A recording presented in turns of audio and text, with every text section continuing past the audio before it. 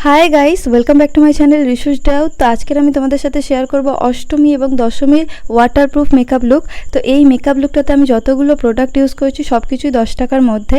মাত্র 10 টাকায় তোমরা এত সুন্দর একটা লুক ক্রিয়েট করতে পারবে। যদি তোমাদের এই ভিডিওটা ভালো লাগে অবশ্যই লাইক কমেন্ট শেয়ার করো এবং আমার চ্যানেলকে সাবস্ক্রাইব করে নিও।